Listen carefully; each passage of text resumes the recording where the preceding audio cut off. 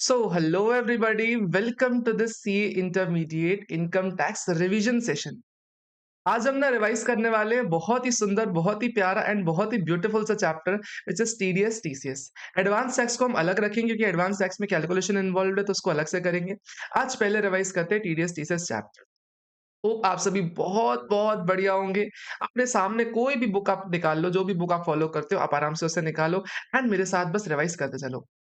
सबसे पहला TDS sir, TDS में सबसे पहले सर होती है दो पार्टीज। एक होता है सर पेमेंट करने वाला, उसको बोला जाता है पेयर, और वही टीडीएस काटता है उसको बोला जाता है डिडक्टर। दूसरी पार्टी सर पेमेंट रिसीव करने वाला पेई, और जो पेमेंट रिसीव कर रहा है उसको बोलते हैं डिडक्टिव, जिसका टीडीएस काटा जाता है। सर कॉमन फंडा, टीडीएस कभी भी अगर आप डिडक्ट करते हो ना, तो टीडीएस कभी पेमेंट करते हो तो टीडीएस डिडक्ट करना पड़ जाता है। डिडक्ट करके गवर्नमेंट को पे करना पड़ जाता है, और जितना भी आप पे करते हो ना उतने का क्रेडिट सामने वाले को मिल जाता है। सिंपल फंडा ये, जब कभी पेमेंट करोगे, कुछ हिस्सा सर काटोगे उसमें से पेमेंट का टीडीएस के फॉर्म में, वो सरकार को जमा करवा दोगे। सामने वाली पार्टी को क्या मिलेगा? उसका क्रेडिट मिल जाएगा। दिस इज द कॉमन फंडा ऑफ टीडीएस। सर टीडीएस काटने की लायबिलिटी कब आती है? सर कहते हैं जब कभी आप पेमेंट करते हो तब टीडीएस काटने की लायबिलिटी आती है, या फिर जब आप अकाउंट को क्रेडिट करते हो तब लायबिलिटी आती है, जो भी अर्लियर हो जाता है। यानी फॉर एग्जाम्पल मेरे को अगर चिरायु को पेमेंट करना है, 31 मार्च को अगर मैंने पेमेंट कर दिया तब टीडीएस काट लूं। या 31 मार्च को अगर पेमेंट नहीं किया लेकिन बुक्स ऑफ अकाउंट्स में चिरायु को डेटर दिखा दिया मैंने, मैं चेराई को क्रेडिटर दिखा दिया, तब टीडीएस काट लो। कहता है जो भी चीज़ पहले हो जाए ना, या तो बुक्स में क्रेडिट कर लो या पेमेंट कर लो, व्हिचएवर इज अर्लियर हो जाए तब टीडीएस काटना है। लेकिन सर इसके 8 एक्सेप्शन है। कहते हैं 8 केसेस में ना आपको टीडीएस काटने की लायबिलिटी सिर्फ और सिर्फ पेमेंट के टाइम पे आती है। अभी भी इन केसेस में आपको टीडीएस डिडक्ट नहीं करना at the time of entry, आपको सिर्फ पेमेंट के टाइम पे काटना है। फिलहाल इसको याद नहीं करना, लास्ट में इसको याद करना है एक बार अभी, लेकिन सुन लो जरूर। 192 में कभी भी अगर सैलरी का पेमेंट कर रहे हो, आपको सिर्फ पेमेंट के टाइम पे टीडीएस काटना है। 192 ए अगर कभी भी ईपीएफ का पेमेंट हो रहा है, आपको टीडीएस हमेशा पेमेंट के टाइम पे काटना है। अगर डिविडेंड का पेमेंट हो रहा है 194 का, या फिर सर अगर विनिंग्स का पेमेंट हो रहा है, कौन सा लॉटरी विनिंग्स है या फिर ऑनलाइन गेमिंग की विनिंग्स है, हॉर्स रेसेस की विनिंग है, इन विनिंग्स पे भी आपको टीडीएस सिर्फ और सिर्फ पेमेंट के टाइम पे काटना है।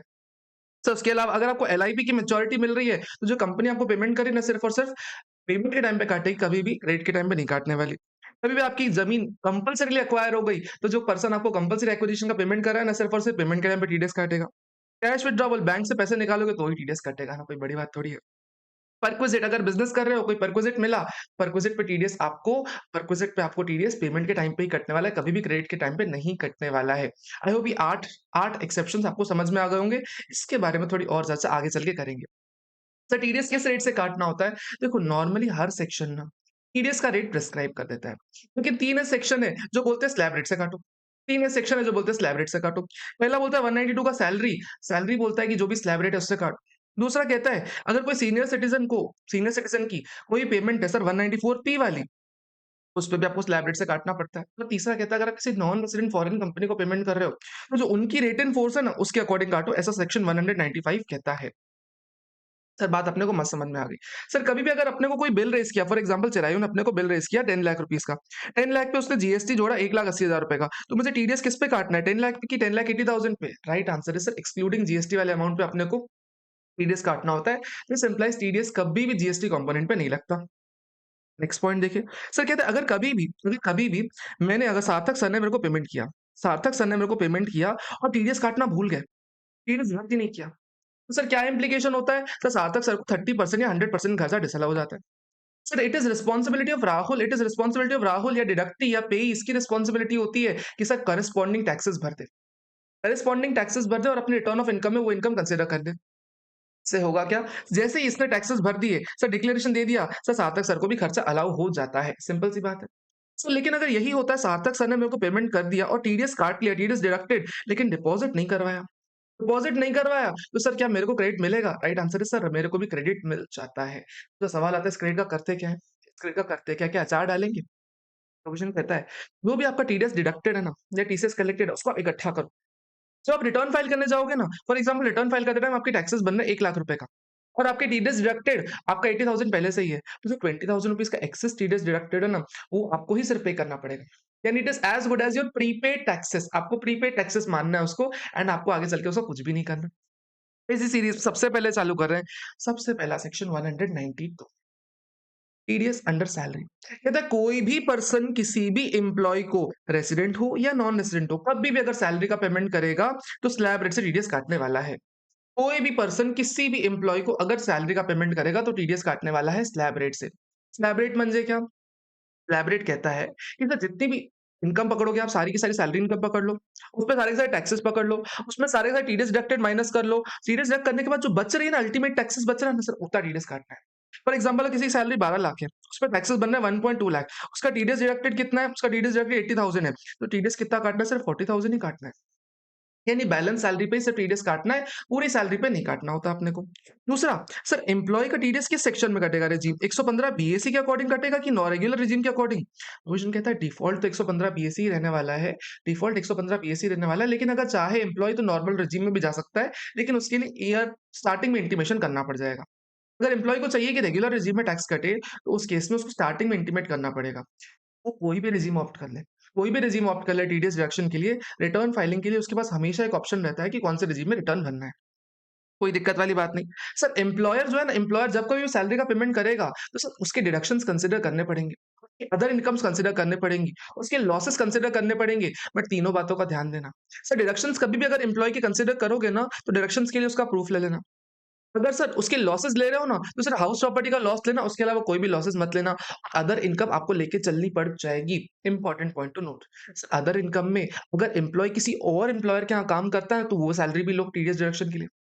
अगर 6 महीने पहले किसी और क्या काम करता था उसी फाइनेंशियल ईयर में और इस फाइनेंशियल ईयर में अब आपके यहाँ आ गया, तो सर पुराने एम्प्लॉयर की भी सैलरी ले लो। इन सभी चीज़ों को कंसिडर करने के बाद जो टोटल सैलरी निकलती है, उसपे जो टैक्स निकलता है, उस अमाउंट का टीडीएस काटना पड़ जाता है एम्प्लॉयर को।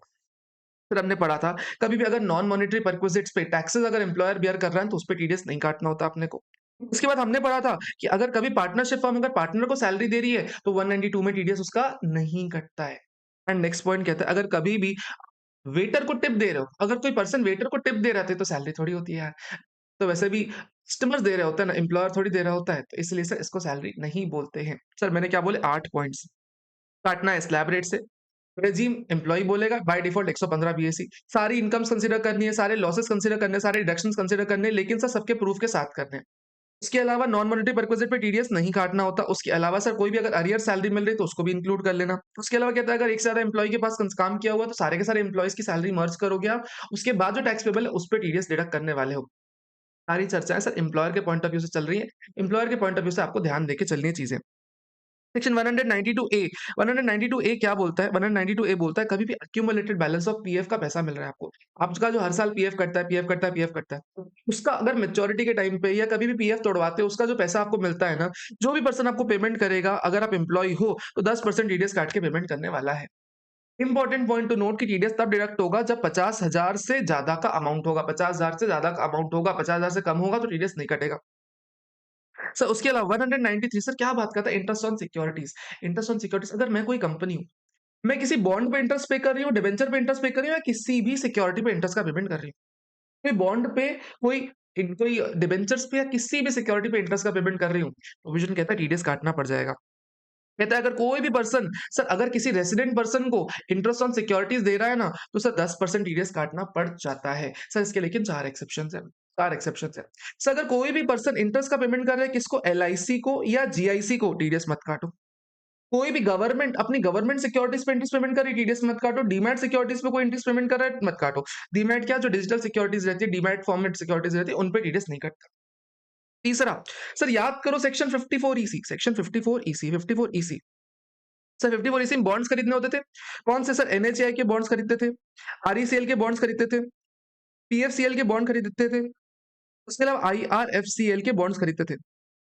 प्रोविजन के तहत अगर कभी पीएफसीएल या फिर आईआरएफसीएल अपने बॉन्ड्स पे सेक्शन 54 ईसी के बॉन्ड्स पे अगर कभी भी इंटरेस्ट का पेमेंट कर रही है ना, उस पे टीडीएस नहीं काटना।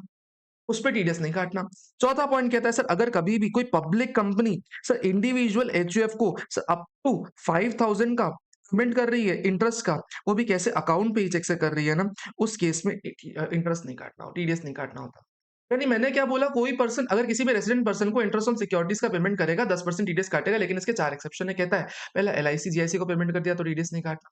दूसरा गवर्नमेंट सिक्योरिटीज पे गवर्नमेंट पे कर रही है, डीमैट सिक्योरिटीज पे कोई भी पेमेंट कर रहा है तो टीडीएस नहीं काटना। तीसरा कहता है सर 54 ईसी के बॉन्ड्स पीएफसीएल या आईआरएफसीएल अगर कभी भी इंटरेस्ट का पेमेंट करें टीडीएस नहीं काटेंगे। चौथा, कोई पब्लिक कंपनी डिबेंचर्स में पेमेंट कर रही 5,000 तक का इंडिविजुअल एचयूएफ अकाउंट पे चेक, अकाउंट पे demand draft electronic clearing system से, तो टीडीएस नहीं काटना है। आई होप सेक्शन 193 आपको याद हो गया होगा। सेक्शन 194 देखो सेक्शन नंबर आपको चिंता करने की जरूरत नहीं, एक बार मैं पूरी लिस्ट बनवा दूंगा एंड में सेक्शन नंबर की, आपको बिल्कुल चिंता करने की जरूरत नहीं है। ऑलरेडी हम बना चुके हैं बट फिर भी एक बार बना देंगे। Section 194 dividend dividend dividend sir कभी भी कोई भी कंपनी डिविडेंड का पेमेंट करेगी तो रेसिडेंट पर्सन को जब भी डिविडेंड का पेमेंट करेगी 10% टीडीएस काटने वाली है, रेसिडेंट पर्सन को पेमेंट करेगी 10% टीडीएस काटेगी। ध्यान देना सर, कोई रेगुलर डिविडेंड हो, कोई फाइनल डिविडेंड हो, इंटरिम डिविडेंड हो, डीम डिविडेंड हो, कोई भी डिविडेंड हो, सेक्शन 222 ए से लेके एफ तक के कोई भी डिविडेंड हो, सारे के सारे डिविडेंड पे टीडीएस कटने वाला है। लेकिन ध्यान देना, कभी एलआईसी जीआईसी को पेमेंट कर रहे हो तो टीडीएस नहीं काटना, एलआईसी जीआईसी को पेमेंट कर रहे हो टीडीएस नहीं काटना।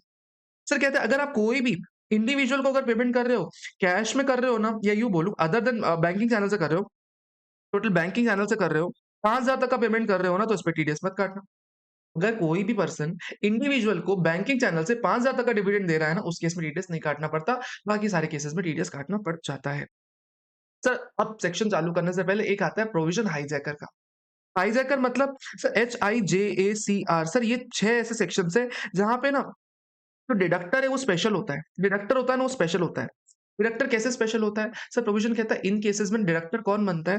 कहता है इंडिविजुअल को पकड़ो, एचयूएफ को पकड़ो, जिनका बिजनेस टर्नओवर ना सर 1 करोड़ से कम का है और प्रोफेशनल रिसीट्स 50 लाख से कम की है। सर ये लोग छोड़ के दुनिया में जो लोग बचेंगे ना, ये सारे लोग इन सेक्शंस में टीडीएस काटने वाले हैं। यानी कहना है ऐसे बड़े-बड़े लोग हाइजैकर यानी बड़े-बड़े लोग टर्नओवर 1 करोड़ ज्यादा का है, कोई कंपनी है, ऐसा मान सकते हैं ना हाइजैकर यानी बड़े-बड़े लोग। तो हाइजैकर से याद करना है आपको, हाइजैकर यानी ऐसे लोग जिनका टर्नओवर ज्यादा है। इनको ना 194 HIJACR में टीडीएस काटने की लायबिलिटी आती है। ठीक है सर। यानी सर 194 ए क्या बात करता है समझो। 194 अगर कभी भी आप इंटरेस्ट का पेमेंट कर रहे हो अदर देन सिक्योरिटीज, इंटरेस्ट का पेमेंट कर रहे हो अदर देन सिक्योरिटीज, यानी सर मैंने किसी से लोन ले रखा उसका इंटरेस्ट का पेमेंट कर रहा हूँ।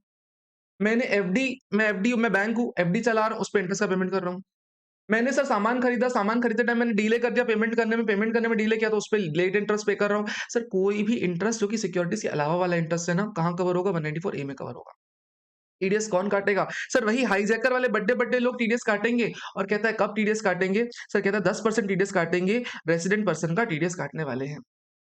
10% टीडीएस काटेंगे, रेसिडेंट पर्सन का टीडीएस काटेंगे। Sir important point to note sir कभी भी कभी भी अगर कोई बैंक सेविंग्स अकाउंट पे इंटरेस्ट पेमेंट कर रही है, टीडीएस नहीं काटेगी। कभी भी इनकम टैक्स रिफंड पे अगर आपको इंटरेस्ट मिल रहा है, टीडीएस नहीं कटेगा आपका। कभी पार्टनरशिप हम अगर पार्टनर को इंटरेस्ट दे रही है, सर टीडीएस नहीं कटता उस पे। सर कभी भी अगर bank, cooperative bank, post office, sir अगर एफडी पे या आरडी पे अगर इंटरेस्ट का पेमेंट कर रही है, तो 40,000 रुपीज तो कोई टीडीएस नहीं।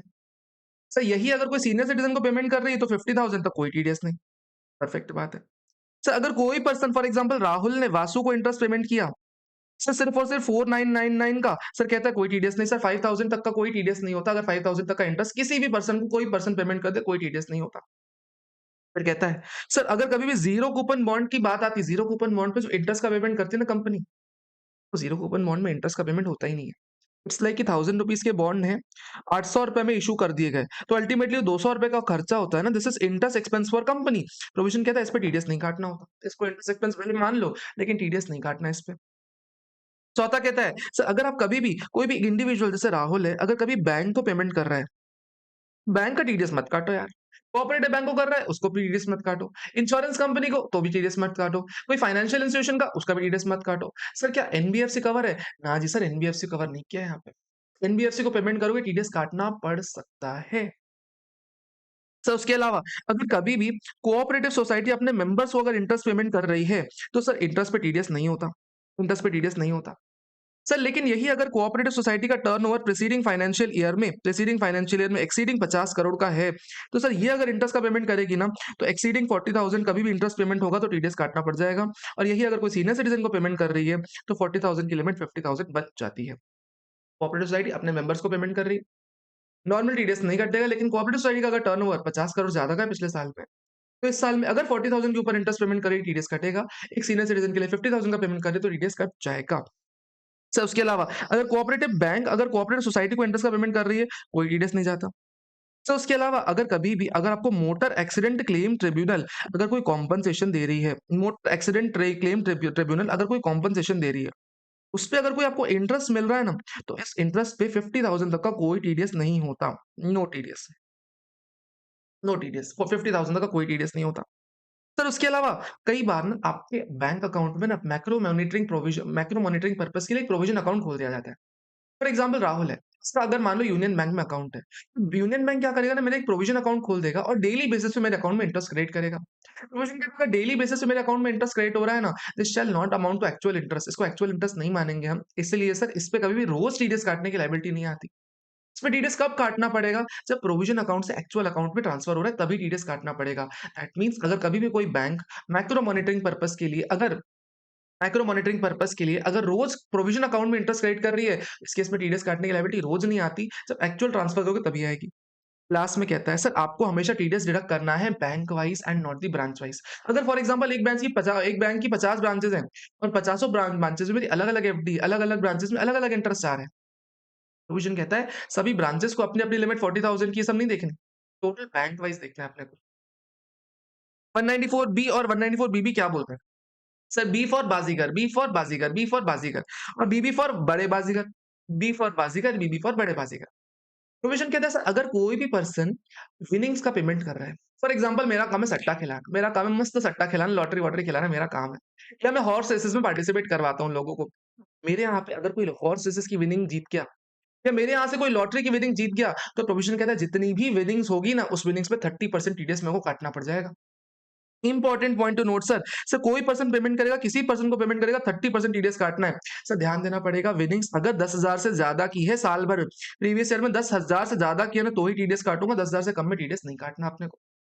सर टीडीएस आपको कब काटना है? जब आप पेमेंट कर रहे हो at the time of payment काटना है। आपको कभी भी ऐसे टीडीएस नहीं काटना, पेमेंट टाइम पे काटना है, ये ऊपर पढ़ लिया था हमने। सर फॉर एग्जाम्पल ये मैं राहुल हूँ, मेरा काम है लॉटरी खिलाना और लॉटरी में फर्स्ट प्राइज़ पता है क्या? फर्स्ट प्राइज़ निकली ऑडी। तो मैंने अगर ऑडी दे दी किसी को फॉर एग्जाम्पल यशपाल को ऑडी दे दी। फिर मैं ऑडी पे टीडीएस कैसे काटूँगा? क्या चक्के-वक्के निकाल लूँगा क्या? प्रोविज़न कहता है ना जी, ना जी, जैसे चक्के-वक्के या इंजन-विंजन नहीं निकालना। कहता है इस केस में ना you have to ensure provision सिर्फ इतना कहता है you have to ensure that TDS is deducted. अब वो कैसे डिडक्ट होगा? सर या तो यशपाल की जेब से आप माँगोगे कि यशपाल पैसा दे दो, या तो अपने जेब से इनका बियर कर लोगे, या तो यशपाल एडवांस टैक्स भर देगा, बट आपका टीडीएस जमा हो जाएगा। यानी किसी भी फॉर्म में सरकार के पास टैक्स जमा हो जाना चाहिए।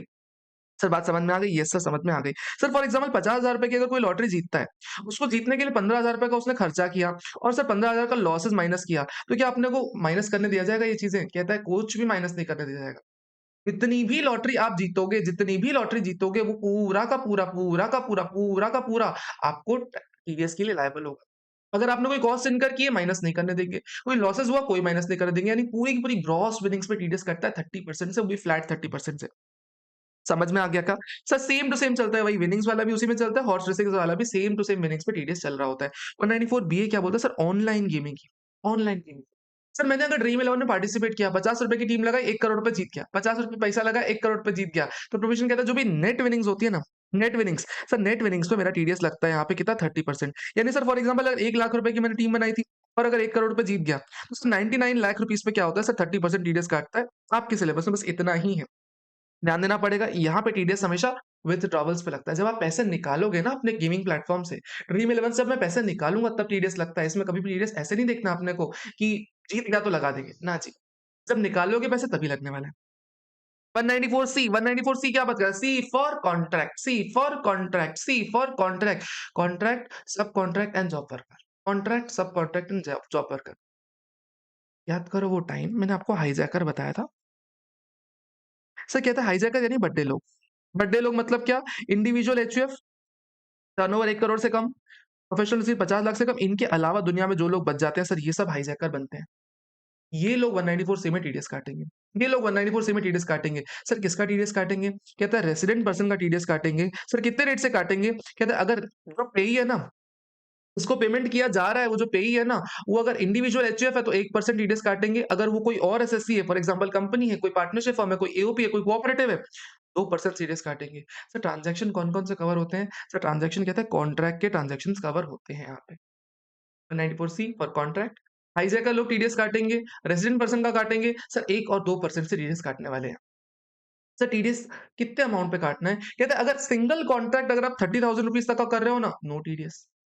सिंगल कॉन्ट्रैक्ट आपका 30,000 तक का है ना, नो टीडीएस। साल भर में एक ही कॉन्ट्रैक्ट है सर, लेकिन मल्टीपल पेमेंट्स हैं। आपने एक साल भर का ईयरली कॉन्ट्रैक्ट है और मल्टीपल पेमेंट्स कर रहे हो। प्रोविज़न कहता है सर अगर एग्रीगेट इन सबका ना अगर अप टू 1 लाख है ना, तो कोई टीडीएस नहीं। लेकिन सर 1 लाख के ऊपर ₹1 भी चला गया ना, तो पूरे 1 लाख ₹1 पे पूरा टीडीएस 1% 2% से कटने लग जाएगा। यानी ये बात सर क्लियर हो गई कि सर 30,000 सिंगल पेमेंट का, सिंगल कॉन्ट्रैक्ट का, और अगर ईयरली कॉन्ट्रैक्ट है या फिर बड़ा कॉन्ट्रैक्ट तो एग्रीगेट में आपका 1 लाख की लिमिट देखी जाती है। कहता है कभी भी अगर कोई इंडिविजुअल एचयूएफ अगर कॉन्ट्रैक्ट का पेमेंट कर रहे हैं फॉर पर्सनल पर्पस, यानी सर मेरे को घर बनवाना है, घर बनवाने के लिए मेरे को अगर मैं किसी ठेकेदार को हायर कर रहा हूँ और उसको सर पर्सनल पर्पस के लिए कॉन्ट्रैक्ट में रख रहा हूँ, तो क्या टीडीएस काटना पड़ेगा? प्रोविजन कहता है 194 सी में पर्सनल पर्पस को हटा दिया। ध्यान देना, इस सिर्फ एग्जेम्पशन इंडिविजुअल एचयूएफ के लिए है। इंडिविजुअल एचयूएफ के लिए सर, इंडिविजुअल एचयूएफ जिनका टर्नओवर 1 करोड़ ज्यादा होता है ना, उनको कई बार लायबिलिटी आ जाती थी, तो प्रोविजन कहता है ना ना, पर्सनल पर्पस के लिए एग्जाम कर दो, पर्सनल पर्पस के लिए 194 सी में टीडीएस नहीं काटना। सर अब ना कॉन्ट्रैक्ट में क्या-क्या चीज़ें आती है ये समझना। अगर मैंने किसी को एडवर्टाइजिंग का कॉन्ट्रैक्ट दिया कि भैया देखो मेरा 1 साल का सारा एडवर्टाइजिंग तुम देखने वाले हो। इंस्टाग्राम रील से लेके सर तुमको फ्लेक्स भी लगवाने, तुमको बोर्ड भी लगाने, तुमको एड्स भी चलाने, तुमको सीओ सब मार्केटिंग तुमको करनी है। ऐसा करके अगर तुमको एडवर्टाइजिंग का कॉन्ट्रैक्ट दे रहा हूँ 194 सी में टीडीएस तुम्हारा काटूँगा। सर ब्रॉडकास्टिंग, टेलीकास्टिंग अगर सर मेरे को बोला गया कि देखो आज की डेट में तारक मेहता का उल्टा चश्मा मेरे नेटफ्लिक्स चैनल पे चलेगा या मेरे यूट्यूब चैनल पे चलेगा, तो जो टेलीकास्टिंग राइट्स का पेमेंट मेरे को करना पड़ेगा ना असित कुमार मोदी को, उसका टीडीएस भी 194 सी में काटना पड़ेगा। केटरिंग मेरी शादी में सबको आना, सबको जरूर आना है। अगर मेरी शादी के लिए अगर मैं केटरिंग के कॉन्ट्रैक्ट का पेमेंट कर रहा हूँ, तो कहता है 194 सी में टीडीएस काटना पड़ेगा मेरे को। ट्रांसपोर्टेशन ऑफ गुड्स अगर सर मेरे को भाड़े का पेमेंट करना है, फ्रीट का पेमेंट कर रहा हूँ। अगर मैं इंदौर से लेके मुंबई सामान भिजवा रहा हूँ, तो जो पेमेंट करूँगा 194 सी में टीडीएस काटेगा। ट्रांसपोर्टेशन ऑफ पैसेंजर अगर मेरी शादी में अगर मैं बस करवा के इंदौर से लेके गोवा लेके जा रहा हूँ, तो जो बस वाले को पेमेंट करूँगा 194 सी में टीडीएस काटना पड़ेगा। लेकिन ध्यान देना, कभी भी ना सर आप रेलवे का टीडीएस नहीं काटने वाले, रेलवे का टीडीएस नहीं काटने वाले। नेक्स्ट पॉइंट कहता है very important sir, job worker. Sir अगर राहुल ने किसी छोटू को बोला छोटू शर्ट सिल के दे दो, शर्ट सिलो, और शर्ट के लिए ना मटेरियल मैं सप्लाई कर रहा हूँ या फिर मेरा कोई एसोसिएट सप्लाई कर रहा है, तो प्रोविजन कहता है जो भी पेमेंट छोटू को करूंगा ना, जो भी सर्विसेज छोटू देगा ना, इस पे 194 सी में टीडीएस काटा जाएगा। यानी कोई पर्सन अगर मैन्युफैक्चरिंग कर रहा है on material given by somebody या हिज एसोसिएट, यानी राहुल के दिए हुए मटेरियल पे अगर छोटू काम कर रहा है या राहुल के एसोसिएट के द्वारा दिए हुए किसी मटेरियल पे छोटू काम कर रहा है, प्रोविजन कहता है इस केस में छोटू को टीडीएस काटना, सॉरी राहुल टीडीएस काटेगा छोटू का 194 सी में। लेकिन सर यही छोटू अपना सामान खरीद रहा है ना, छोटू अगर अपना सामान खरीद रहा है ना, तो 194 सी से बाहर चला जाता है। Important point to note sir, यानी मेरे दिए हुए सामान पे अगर वो काम कर रहा है, मेरे एसोसिएट के दिए हुए सामान पे वो काम कर रहा है, तो this is a job work. इस केस में 194 सी एप्लीकेबल हो जाएगा। लेकिन अगर वो अपना सामान खरीद रहा है, तो वो जॉब वर्क नहीं बनता, 194 सी एप्लीकेबल नहीं होता। छोटू अगर मेरे को कोई बिल देता है, देखो सुनो, छोटू अगर कोई मेरे को बिल देता है, उस बिल में मान लो 10 लाख रुपए का बिल दिया, 10 लाख का बिल दिया, उसमें सर मटेरियल अलग से मेंशन्ड है 7 लाख, 1 लाख रुपए का नीडल थ्रेड्स वगैरह, 2 लाख रुपए उसने भी सर्विस चार्ज लिया। तो कहते हैं अगर मटेरियल अलग से मेंशन्ड है ना, तो जो सर्विस कंपोनेंट है सर उस पे टीडीएस काटोगे। लेकिन उसने कुछ भी मेंशन नहीं किया सर, उस केस में टोटल इनवॉइस वैल्यू पे आप टीडीएस काट लोगे, टोटल फुल वैल्यू पे टीडीएस काट लोगे आप। सर कभी भी अगर आप किसी ट्रांसपोर्टर को पेमेंट कर रहे हो, सर ट्रांसपोर्टर जो कि 44 एई में कवर्ड है, सर 10 ट्रक्स है, अप टू 10 ट्रक्स हैं, प्लस उसने अपना पैन फर्निश कर दिया, तो उस केस में भी आप टीडीएस उसका नहीं डिडक्ट करने वाले हो। सर कहता है फॉर एग्जांपल अगर आप टीवी चैनल में कोई टीवी शो खरीदना चाह रहा है, फॉर एग्जांपल मैं स्टार प्लस वाला पेमेंट कर रहा है किसको? नीला टेलीफिल्म्स को कि अरे भैया तारक मेहता का उल्टा चश्मा मेरे को बेच दो, सेल आउट कर दो। तो क्या 194 सी में टीडीएस कटेगा? राइट आंसर इज नहीं कटता। लेकिन सर यही अगर स्टार प्लस वाला नीला टेलीफिल्म्स को बोलता है कि अरे भैया एक तारक मेहता का उल्टा चश्मा का सेम कॉपी शो मेरे को नया बना के दे दो, न्यू प्रोडक्शन के लिए अगर रिक्वेस्ट करता है, तो जो पेमेंट करेगा ना इसका 194 सी में टीडीएस कटता है। इंपॉर्टेंट पॉइंट सर, अगर कभी भी आप कोल्ड स्टोरेज चार्जेस पे करते हो, फॉर एग्जांपल अगर आपके ठंड में खेत है आम के और आप आम को कोल्ड स्टोरेज में रखना चाहते हो, तो प्रोविजन कहता है कि जो कोल्ड स्टोरेज चार्जेस रहते हैं ना, it is a blend of two charges. Sir cold storage के लिए भी आप पेमेंट कर रहे हो, प्लस आप रेफ्रिजरेशन के लिए पेमेंट कर रहे हो, प्लस स्टोरेज के लिए पेमेंट कर रहे हो, तो सर डुअल चार्जेस है ना, इसलिए इसको 194 सी का कॉन्ट्रैक्ट बोला जाता है। कभी भी अगर 194 आई मिले ना, 194 आई मिले, तो ये आपको इग्नोर करना है। सर कभी भी अगर कोई एयरलाइंस कंपनी इंडिगो हो गई, स्पाइस जेट हो गई, सर ये लोग अगर कभी भी एयरपोर्ट को लैंडिंग चार्जेस पे करते हैं, तो landing charges is not just landing charges, उसमें sir traffic facility, ground safety, maintenance सब इंक्लूड होता है, तो it is bunch of services, इसलिए 194 सी लग जाता है। 194 डी से क्या आता है सर? 194 डी फॉर दलाली। अगर कभी भी कोई भी पर्सन सर इंश्योरेंस कमीशन पे कर रहा है, इंश्योरेंस कमीशन, मुझे इंश्योरेंस बेचना है, मैंने इंश्योरेंस कमीशन किसी भी रेजिडेंट पर्सन को पे किया, प्रोविजन कहता है सर अगर 15,000 से ज्यादा उस पर्सन को पर एनम पेमेंट कर रहे हो ना, 15,000 से ज़्यादा उस पर्सन को पर एनम में पेमेंट कर रहे हो ना, तो 10% टीडीएस काटोगे। डोमेस्टिक कंपनी केस में 5% अदरवाइज़ टीडीएस कटेगा। 10% डोमेस्टिक कंपनी केस में 5% otherwise. 194 DA sir, death after sir, अगर कभी भी कोई इंश्योरेंस कंपनी आपको लाइफ इंश्योरेंस पॉलिसी की मैच्योरिटी का पैसा दे रही, लाइफ इंश्योरेंस पॉलिसी की मैच्योरिटी का पैसा दे रही, तो उस केस में ना वो कंपनी आपका टीडीएस काटेगी। कब टीडीएस काटेगी सर? 2 कंडीशन फुलफिल होनी चाहिए। पहला, सर सबसे पहले तो life insurance policy should be taxable. Life insurance policy की जो मैच्योरिटी टैक्सेबल होनी चाहिए। टैक्सेबल कब होती है सर? 2 केसेस में टैक्सेबल होती है, हमने आईए कोर्स में पढ़ा हुआ है। पहला केस कौन-सा होता था? सर पहला केस होता था कि अगर आप 1010 कंप्लाई नहीं कर रहे, तो मैच्योरिटी टैक्सेबल होती है। दूसरा, सर उसके अलावा कहता है टीडीएस काटने के लिए आपको 1 लाख रुपए की कम से कम मैच्योरिटी होनी चाहिए, उससे कम में टीडीएस नहीं काटना। 1 लाख की मैच्योरिटी होनी चाहिए, उससे कम में टीडीएस नहीं काटना, भले टैक्सेबल ही क्यों ना हो। तो सर क्या कहते हैं, मैच्योरिटी टैक्सेबल प्लस 1 लाख से ज़्यादा मैच्योरिटी, उस केस में टीडीएस काटना पड़ेगा। कितना टीडीएस? भाई साहब ध्यान दो, ध्यान दो। सर 5% टीडीएस काटना पड़ेगा आपको, 5% टीडीएस काटना पड़ेगा आपको मैच्योरिटी माइनस प्रीमियम पे। मैच्योरिटी माइनस प्रीमियम पे टीडीएस काटना पड़ेगा अप टू 30th सितंबर 2024। इसके बाद इसको चेंज करके कर दिया गया 2% विथ इफेक्ट फ्रॉम 1/10/2024। जहाँ-जहाँ 5% था उन सब जगह पे 2-2% साल के बीच से चेंज हुआ है। This is important. अगर पसंद आ रहा हो तो लाइक कर देना वीडियो को, ठीक है? 5% और 2%।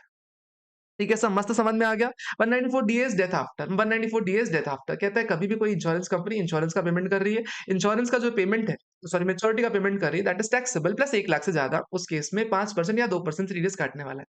आपके एग्जाम में आपको कुछ भी नहीं कहता तो आपको 2% अज़्यूम करके आना है, 2% से आप आंसर लिख के आ सकते हो। 194 जी, सर कहता है अगर मैं लॉटरी खिलाने का काम करता हूँ, लॉटरी खिलाने का काम करता हूँ, मस्त लोगों को सट्टे में इन्वॉल्व करता हूँ। प्रोविज़न कहता है अगर मैं गैम्बलिंग करवा रहा हूँ, 194 जी फॉर गैम्बलिंग, अगर मैं लॉटरी टिकट बेचने के लिए कमीशन का पेमेंट कर रहा हूँ ना, कि भैया देखो बेचो लॉटरी कमीशन बेचो। प्रोविज़न कहता है सर अगर कभी भी कमीशन का पेमेंट बच्चा 15,000 से ज़्यादा है, किसी भी पर्सन को अगर 15,000 ज़्यादा का पेमेंट कर रहा हूँ, सर कहता है टीडीएस काटना पड़ेगा। कितना? सर अप टू 30th सितंबर 5%, उसके बाद से 2% टीडीएस हो जाएगा। Did you get this point और not? 194 G for gambling. Important section sir, important section. Sir कहता है अगर कभी भी आप सर हाईजैकर हो, और सर आप हाईजैकर होने के बाद यानी बड़े लोग, अगर आप पेमेंट कर रहे हो सर कमीशन का, किसको पेमेंट कर रहे हो? सर किसी भी रेजिडेंट पर्सन को पेमेंट कर रहे हो। सर ये जनरल क्लॉज़ है, ठीक है? जनरल क्लॉज़ है। पहले तो 194 डी था अपना कमीशन, इंश्योरेंस कमीशन। 194 जी था अपना सर गैम्बलिंग पे कमीशन, लॉटरी वाली कमीशन। ये बचा जनरल कमीशन। सर जो कहीं फॉल नहीं करते वो यहाँ टीडीएस काटेंगे। जो कहीं फॉल नहीं करते लेकिन कमीशन का पेमेंट कर रहे हैं, 194 एच में टीडीएस काटेंगे। सर कहता है कितना टीडीएस काटना है? सर 5% टू 30th सितंबर, उसके बाद से सर 2%। आपको कुछ नहीं कहता, आपको 2% याद रखना है। सर कभी भी अगर आप ब्रोकरेज का पेमेंट कर रहे हो किसी अंडरराइटिंग कमीशन के लिए, अंडरराइटिंग कमीशन मतलब सर अगर आईपीओ आता है, मेरी सिक्योरिटी सब्सक्राइब नहीं हो पाती, तो अंडरराइटर शेयर्स खरीदते हैं ना, अंडरराइटर शेयर्स खरीदते हैं तो अंडरराइटर्स को कुछ कमीशन पेमेंट करना पड़ता है। उस कमीशन पेमेंट में आपको 194 एच में टीडीएस नहीं काटना। प्लस कभी भी अगर आपके पास बीएसएनएल का ऑफिस हुआ करता था, मतलब बीएसएनएल का पीसीओ हुआ करता था, तो जो आप बीएसएनएल को पेमेंट करते थे ना, उसपे भी टीडीएस नहीं कटता है 194 एच में। सिंपल सा पॉइंट है, ज्यादा इसको डेप्थ देने की जरूरत नहीं है। परफेक्ट बात है सर। 194 आई फिर से आप हाईजैकर बन गए, फिर से आप हाईजैकर बन गए और कहते हैं कि अगर आप रेंट का पेमेंट कर रहे हो, रेंट का पेमेंट किस चीज का सर? या तो प्लांट एंड मशीनरी का रेंट पेमेंट कर रहे हो, इक्विपमेंट का, बिल्डिंग का, फर्नीचर का, लैंड का। सर 5 में से किसी भी चीज का अगर आप रेंट का पेमेंट कर रहे हो, किसको? रेसिडेंट पर्सन को पेमेंट कर रहे हो, तो आपको टीडीएस काटना पड़ेगा 194 आई में। सर क्या कहता है? अगर आप कभी लैंड, बिल्डिंग या फर्नीचर का पेमेंट कर रहे हो तो 10% टीडीएस काटना है। यही अगर आप कोई प्लांट एंड मशीनरी या इक्विपमेंट का पेमेंट करो, 2% टीडीएस काटना है। मेरे साथ एक बार साथ में। Sir land, building, furniture 10%, plant and machinery, equipment 2%, इतना टीडीएस काटना पड़ जाता है। ये सर समझ में आ गया। सर क्या एक अमाउंट पे भी टीडीएस काटना है? नहीं सर, देखना पड़ेगा। साल भर में अगर रेंट का पेमेंट 2,40,000 से ज्यादा होना चाहिए तो ही टीडीएस आएगा। यानी अप टू 2,40,000 है ना, नो टीडीएस। उसके ऊपर है ना तो ही टीडीएस काटना पड़ जाएगा, उससे कम में टीडीएस नहीं काटना। सर कहता है non refundable deposit shall attract TDS under this section. Sir कहता है फॉर एग्जांपल अगर आपने कोई एडवांस मनी पे कर दी, जो आपको सर रिफंड नहीं होने वाली है, रिफंड नहीं होने वाली, आगे चल के एडजस्ट होने वाली है। फॉर एग्जांपल हॉस्टल में होता नहीं है कि आप पहले जमा करवाते हो, कुछ 1 महीने का एडवांस मनी जमा करवाते हो और आखिरी 1 महीने पहले आपको नोटिस देना पड़ता है कि भैया देखो अब मैं नहीं देने वाला पैसा। तो इस मनी को लास्ट मंथ रेंट से एडजस्ट कर देता है। तो कहता है जो पैसा आपको रिफंड नहीं होने वाला ना, उसपे भी आप 194 आई में टीडीएस काटने वाले हो। उसपे 194 आई में टीडीएस काटने वाले हो, इस चीज़ का थोड़ा-सा ध्यान दे देना। सर अगर वो आपको रिफंड कर रहा है तो टीडीएस नहीं काटने वाले, ठीक है? समझ में आ गया। सर ध्यान देना 2,40,000 में ना, अगर आप किसी single person for example Rahul है, राहुल रेंट का पेमेंट कर रहा है फॉर एग्जांपल जिया को। सर मशीनरी का पेमेंट कर रहा है 60,000 रुपीज़ का, फर्नीचर का पेमेंट कर रहा है सर 80,000 रुपीज़ का, सर लैंड का पेमेंट कर रहा है सर एक 1.2 लाख रुपीज़ का, सर अलग-अलग चीज़ों का पेमेंट कर रहा है। प्रोविज़न कहता है फॉर द पर्पज़ ऑफ 194 आपको सारे पेमेंट्स को क्लब करना है। सामने वाले पेयी को दी जाने वाली सारी पेमेंट्स को क्लब करना है, फिर जाके आपको 2,40,000 की लिमिट देखनी है। सर कहता है कभी भी अगर आप लमसम पेमेंट कर रहे हो for long term acquisition of lease lease of long term lease के लिए अगर आप पेमेंट कर रहे हो लमसम वाला, तो कभी भी लीज लेते हैं, लीज पे कोई अगर टोल प्लाजा या फिर लीज पे कोई भी माइनिंग या फिर लीज पे कोई पार्किंग लॉट लेते हैं, तो इसके लिए सर पहले एक लमसम पेमेंट करना पड़ता है कि भैया लीज दे दो मेरे को, फिर बाद में ईयरली पेमेंट करना पड़ता है। क्वेश्चन कहता है जो ईयरली पेमेंट है उस पे तो 194 आई में टीडीएस काटोगे आप, लेकिन जो लमसम पेमेंट करेंगे उस पे 194 आई में टीडीएस नहीं काटते। सर कहता है अगर आप कभी भी पेमेंट कर रहे हो कॉन्ट्रैक्टर को for hiring vehicle, sir for example अगर मेरे को गाड़ी चाहिए, कोई कार चाहिए, कोई या बस चाहिए कि भैया देखो बस मेरे को दे दो, मैं खुद ही ट्रांसपोर्ट कर लूंगा, तो कहता है अगर आप बस किराए पे ले रहे हो ना for the purpose of transportation या फिर कोई ट्रक किराए पे ले रहे हो तो उस पर 194 आई में टीडीएस काटोगे, 194 सी में मत जाना यहाँ पे। सर कहता है अगर आपको कोई एरियर्स ऑफ रेंट रिसीव हो रहा है, सर एरियर्स ऑफ रेंट का पेमेंट आपको करना पड़ रहा है, फॉर एग्जांपल 4-5 साल से डिस्प्यूट चल रहा था, आज मेरे को रेंट पेमेंट करना है पूरे सालों का, तो प्रोविजन कहता है इस बार में टीडीएस काट लो। कहता है एडवांस रेंट जो है ना, एडवांस रेंट जो आपको अभी में एडवांस में मिल रहा है, सर इस पे भी टीडीएस अभी काट लो। एडवांस में रेंट मिल रहा है ना, एडवांस में रेंट का पेमेंट कर रहा है, अभी टीडीएस काट लो, कोई दिक्कत नहीं। सर कहता है अगर कोई एक ओनर है, को-ओनर 1 है और सर को-ओनर 2 है, सर कुल मिला के दोनों मिलके 240 का पेमेंट कर रहे हैं ना, तो कहता है इंडिविजुअलिटी आपको को-ओनर वाइज़ देखनी है लिमिट 240 की, आपको टोटैलिटी में नहीं देखनी है। ठीक है सर, दी ये बात हो गई 194 आई की। सर कभी भी रेंट का पेमेंट करेंगे तो टीडीएस काटना पड़ जाएगा 194 आई की। एक बार सारे सेक्शन की लिस्ट बना लेंगे साथ में, 5 मिनट एक्स्ट्रा लगेगा बना देंगे, लेकिन सर वेस्ट अच्छे से बनाएँगे इसको। 194 आईए एंड आईबी। सर कहता है अगर आप कोई भी सर इमूवेबल प्रॉपर्टी खरीद रहे हो, सर कौन-सी? ध्यान देना कोई भी इमूवेबल प्रॉपर्टी हो लेकिन रूरल लैंड नहीं होनी चाहिए, urban agriculture land. Rural agriculture land या अर्बन एग्रीकल्चर लैंड नहीं होनी चाहिए। Rural agriculture land, urban agriculture land नहीं होनी चाहिए। सॉरी। सर रूरल एग्रीकल्चर बस नहीं होनी चाहिए, सिर्फ रूरल एग्रीकल्चर नहीं होनी चाहिए, अर्बन एग्रीकल्चर में चलेगा ये सेक्शन, ठीक है? याद हो गया होगा इसीलिए बोला मैंने। अगर कभी भी आप कोई इमूवेबल प्रॉपर्टी खरीद रहे हो, other than rural agriculture land और उस इमूवेबल प्रॉपर्टी की वैल्यू सर या तो एसडीवी या तो कंसिडरेशन दोनों में से कोई भी anybody is exceeding 50 lakh rupees, कोई भी चीज़ 50 लाख से ज़्यादा की है, तो जो हायर वाली है ना, उसपे आप 1% टीडीएस काटने वाले हो। सर खरीदते टाइम पेमेंट करूँगा, सेलर को पेमेंट करूँगा, प्रोविज़न कहता है जो भी सेलर को पेमेंट कर रहा हूँ, उसपे 1% टीडीएस काटने वाला है। सर या तो एसडीवी 50 लाख ज़्यादा की है, या तो अपनी कंसिडरेशन 50 लाख ज़्यादा की, कोई भी चीज़ अगर 50 लाख ज़्यादा चलेगी तो अपने को टीडीएस काटना पड़ जाता है। यस सर, अपने को समझ में आ गया। सर फॉर एग्ज़ाम्पल अगर मैं घर खरीद रहा हूँ, घर खरीदने के साथ-साथ घर 48 लाख का, उसमें मैंने क्लब मेंबरशिप खरीदी, थोड़े और चार्जेस पे किए, मल्टीपल चीज़ों का पेमेंट किया, कुल मिला के सारा पेमेंट मिला के, सारे का सारा पेमेंट मिला के 52 लाख चला गया। तो क्या मैं कंसिडरेशन 52 लाख मानूँ कि 48 लाख मानूँ? राइट आंसर है सर अगर कोई फिक्स चार्ज लग रहा है ना, कोई electricity, parking charge, water charges, ये सब मिलाना पड़ेगा मेरे को for the purpose of calculating consideration of 50 lakh rupees. समझ में आ गई सर बात? बढ़िया तरीके से समझ में आ गई। फिर कहता है अगर कभी भी 2-3 बायर मिलके खरीद रहे हैं, 2-3 बायर मिलके खरीद रहे हैं और सर पर बायर के लिए कॉस्ट ऑफ एक्विजिशन तो 50 लाख से कम की है, लेकिन टोटैलिटी में एक प्रॉपर्टी कीमत 1 करोड़ के ऊपर चली गई, तो कहता है कि सारे के सारे बायर्स को ना ऐड करना पड़ेगा अपने को। सारे के सारे बायर्स की लिमिट को अपने को ऐड करना पड़ेगा और उसके बाद देखना पड़ेगा क्या टोटल कंसिडरेशन एक 50 लाख से ज़्यादा की है, तो सबके ऊपर फिर लिमिट लग जाएगी। सर ये प्रोविज़न आया विथ इफेक्ट फ्रॉम 1/10/2024, 1/10/2024 के बाद से आपको ये ऐड करना है। यानी फॉर एग्ज़ाम्पल अगर यहाँ पे राहुल और मेहुल मिलके घर खरीद रहे हैं।